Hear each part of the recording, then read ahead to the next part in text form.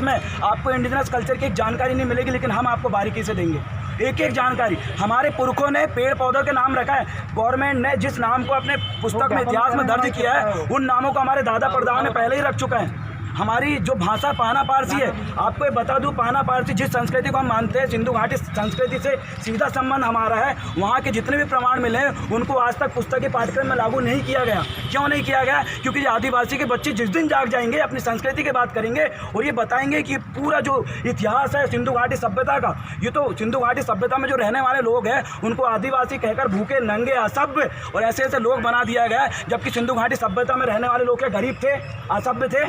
अरे सिंधु घाटी नगरी जैसी नगरी तो आज तक डेवलप नहीं हुई, वहाँ हम रहते थे, हम लोगों को भूखे नंगे कहा गया।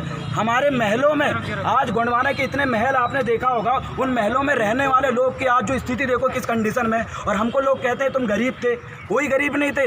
हमारा इस देश में जितने भी बड़े महल है, जितनी बड़ी सभ्यता, उन सभ्यता में हम लोग रहे हैं और हम लोगों को ही आज जिस प्रकार से लोग बोला और ये कहते हैं कि जन्म जन्मांतर से गरीब थे, कोई जन्म जन्मांतर से गरीब नहीं थे। उन सभी इतिहास को पूरे युवा, आदिवासी युवा पूरे इतिहास को पढ़ेंगे, प्रशासन को बताएंगे और आने वाले समय में पूरी पुस्तकीय पाठ्यक्रम में इसको लागू करने की बात हम करेंगे, क्योंकि हक और अधिकार की बात है और हम अपने हक, अधिकार और इतिहास के लिए हम लगातार संघर्ष करेंगे। उसके साथ हम छेड़खानी नहीं करने देंगे, चाहे भैया जी सरकार भी आए। मैं तो खुला बोलता हूँ भैया जी सरकार को, अगर आपको हमारी संस्कृति के बारे में पता है तो बताइए, गोत्र व्यवस्था क्या है हमारी, गोंधोला व्यवस्था क्या है हमारी, गंड व्यवस्था क्या है हमारी, किस प्रकार से सिंधु घाटी सभ्यता संचालित हुई, तो वैसा बताइए। नहीं तो हम बताते हैं कैसे संचालित होती है एक एक बात के साथ। मैं तो बोलता हूँ कि अगर सरकार सही तरीके से, अगर पुरातात्विक विभाग अगर ये एक्टिव हो जाए, अगर हमारे जितने भी जो स्थान है, प्राचीन स्थान, गुफाएं, उसमें सही तरीके से अगर खोज कर दे तो ऐसे ऐसे दुनिया में ऐसी चीज़ सामने आएगी जो आज तक किसी ने नहीं देखा। जापान कहता है कि विकास का अंतिम दौर आ चुका है,